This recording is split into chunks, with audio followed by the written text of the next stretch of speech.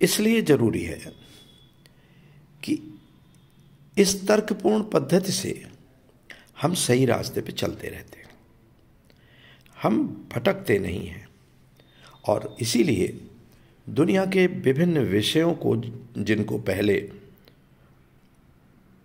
उदाहरण के लिए मैं कहूँ कि पॉलिटिक्स एक विषय होता है, सोशलॉजी एक विषय होता है, लेकिन अब उसको सोशल साइंसेस कहते हैं, उसमें भी साइंस लगा दिया। पॉलिटिक्स को पॉलिटिकल साइंस कहते हैं। इसी तरह के अन्य विषयों में जोड़ा गया, क्योंकि विज्ञान के महत्व को मनुष्य ने लगातार समझा है, और विज्ञान के महत्व को समझने के कारण ही हम जब बौद्धिक आश्रम में चर्चा करते हैं तो हमेशा जोर देते हैं तर्क, परीक्षण, लॉजिक और प्रकृति के अनुसार चलने को। प्रकृति सबसे बड़ी विज्ञान की शिक्षक है। विज्ञान की शिक्षा सर्वाधिक आपको प्रकृति से मिलती है, और प्रकृति को देख देख करके ही मनुष्य ने परीक्षण करते हुए विज्ञान में अधिक से अधिक उन्नति प्राप्त की। यहाँ इसी तर्क का कारण विकास हुआ। बाकी तमाम ग्रंथों में, तमाम विषयों में जहाँ तर्क को रोक दिया गया, वहाँ विकास रुक गया। खास रूप से जिनको अब धर्म कह देते हैं, विभिन्न दुनिया के धर्मों को कह दें, जिनको संप्रदाय हम कहते हैं, उनमें बहुत जगह तर्क को रोक दिया गया और आस्था के नाम पर, विश्वास के नाम पर कहा गया कि नहीं, तर्क स्वीकार नहीं है। जो कहे गए हमारे पूर्वज उसी को करो, जो सब लोग कह रहे हैं, जो बड़े लोग कह रहे हैं उसी को करो। और हम अपनी नई पीढ़ी को तर्क से विमुख कर देते हैं, लॉजिक से दूर भगा देते हैं और आदेश देते हैं कि उनका धर्म यही कहता है कि जो चल रहा है उसी को मानो। तो इन धार्मिक पुस्तकों में, सांप्रदायिक पुस्तकों में तरह तरह के उदाहरण भरे पड़े थे। पृथ्वी के बारे में, सूर्य के बारे में, ब्रह्मांड के बारे में, स्वर्ग नरक के बारे में, जाने कितने पाखंड भरे पड़े थे इनमें। लेकिन वैज्ञानिक दृष्टि ने हमको सबको बता दिया, और धीरे धीरे इनमें सुधार भी करने की प्रवृत्ति आई। और तमाम पश्चिम में ऐसे उदाहरण हैं कि वैज्ञानिकों को जहाँ धार्मिक संस्थाओं ने सजा दी थी, धर्म की संस्थाओं ने सजा दी थी, वहीं उनसे बाद में क्षमा मांगनी पड़ी। मगर यहाँ तक किया गया था कि ऐसे वैज्ञानिकों की तत्कालीन धार्मिक संस्थाओं द्वारा जान तक ले ली गई थी, उनका जीवन तक ले लिया गया था। ये बात विज्ञान में धर्म क्या है, इस पर हम चर्चा कर समझ रहे थे। तो जो आपको समझ में आए कि ये प्रकृति अनुसार है, तर्कपूर्ण है, परीक्षणपूर्ण है, वो विज्ञान सम्मत है। आप हमेशा क्या, क्यों और कैसे के प्रश्न करते रहें। कभी किसी चीज़ को माने, लेकिन उसके पहले आप अपने आप से प्रश्न करें, आप दूसरों से प्रश्न करें, लगातार प्रश्नों के उत्तर खोजें। और उनमें उत्तर खोजते समय अगर आपको लगता है कि हाँ ये सटीक है, ये विज्ञान सम्मत है, तो समझ लीजिए वही विज्ञान में धर्म हो गया। आस्था तर्क नहीं करने देती है।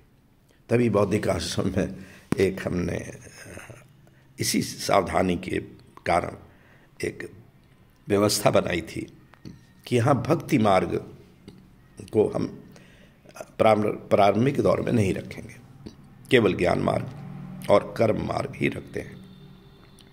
क्योंकि ज्ञान और कर्म में जब पूर्णता आती है, जब मैच्योर होता है व्यक्ति, उन्नति पर पहुंचता है, तब वो भक्ति के योग्य होता है।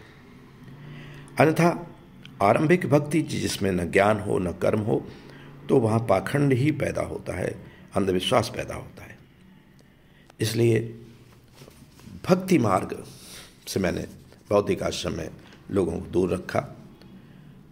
और यहाँ तक कहा कि मेरी बात को भी सत्य मत मानो, यहाँ तक कि कोई भी तुम्हारा और गुरु हो, कोई भी दार्शनिक हो, कोई भी आचार्य हो, संत हो, स्वामी हो, उसकी बात को मत मानो। परीक्षण करो, अगर तुम्हारे परीक्षण में लगता है कि ये सत्य है, ये बिल्कुल सही हो सकता है, तर्कपूर्ण है, तभी उसको मानो। और इसीलिए विज्ञान में धर्म आपको सही रास्ते पर ले जाएगा, क्योंकि ये आपका रास्ता चुना हुआ रास्ता हो गया।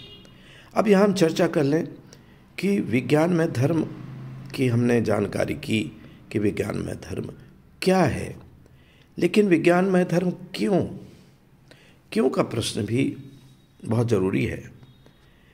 तो क्यों का प्रश्न कि आखिर हम क्यों अपनाएं विज्ञान में धर्म, क्यों हम भक्ति और आस्था और विश्वास से मानवता को दूर करें।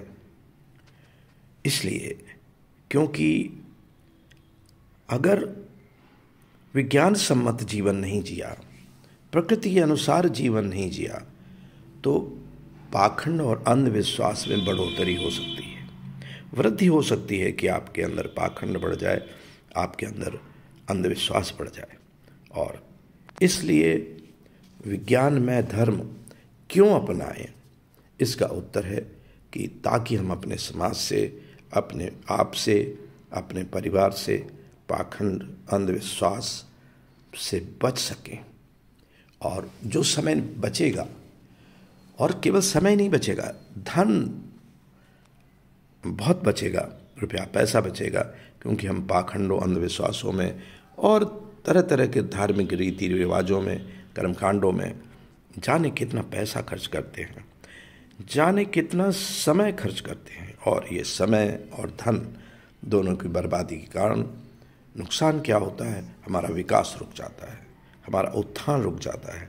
और इसलिए इस क्यों का उत्तर यही है कि आप विज्ञान में धर्म क्यों अपनाएं। आप उत्थान के लिए विज्ञान में धर्म अपनाएं, अपने विकास के लिए विज्ञान में धर्म अपनाएं, अपने धन को बचाने के लिए विज्ञान में धर्म अपनाएं, अपने समय को बचाने के लिए विज्ञान में धर्म अपनाएं। अब एक और प्रश्न कर लिया जाए कि आखिर विज्ञान में धर्म हम कैसे अपनाएं। ये कैसे का भी बड़ा महत्वपूर्ण स्थान है। जहाँ विभिन्न संप्रदायों, मजहबों में तरह तरह की धार्मिक रीति रिवाज हैं, कर्मकांड हैं, तो हम विज्ञान में धर्म अपनाएं और इस पर चलें, तो कैसे चलें।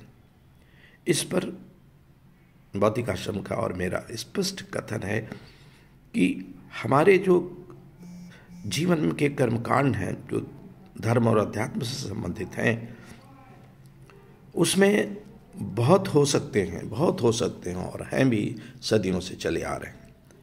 लेकिन एक जो मेडिटेशन का कार्य है, ध्यान का कार्य है, वो ध्यान और मेडिटेशन वैज्ञानिक भी है, विज्ञान सम्मत भी है, और वो अध्यात्म और धर्म और दर्शन से संबंधित भी है।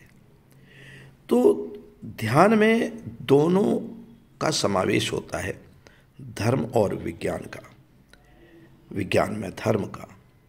तो कर्मकांड के नाम पर केवल और केवल आपको ध्यान करते हुए, अब जिस ब्रह्म को मानते हैं, या अगर आस्थावादी हैं तो किसी परमात्मा को मानते हैं, किसी देवता को या देवी को मानते हैं, अगर आस्थावादी हैं तो आप ध्यान उसका करें। बाकी साल भर और कोई कर्मकांड की ज़रूरत नहीं है, धर्म के नाम पर कर्मकांड की ज़रूरत नहीं है। सामाजिक रीति रिवाज हो सकते हैं, आपके अपने त्यौहार हो सकते हैं, पर्व हो सकते हैं, लेकिन बाकी कर्मकांडों में आपको समय देने की ज़रूरत नहीं है।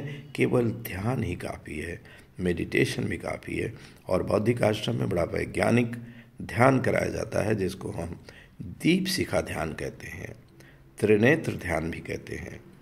तो इसलिए धार्मिक कर्मकांडों में इधर समय न दे करके, धन न दे करके, और तरह तरह का अपना विकास अवरुद्ध न करके, हम कोशिश करें कि विज्ञान में धर्म को अपनाते हुए और अंधविश्वास से दूर रहते हुए हम आगे बढ़ें।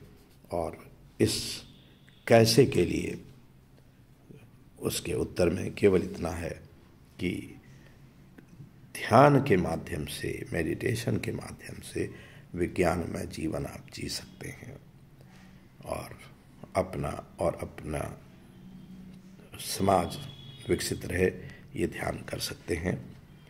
और अपना स्वास्थ्य, आत्मिक स्वास्थ्य, आध्यात्मिक स्वास्थ्य, शारीरिक स्वास्थ्य सबको उच्च स्तर का ला सकते हैं।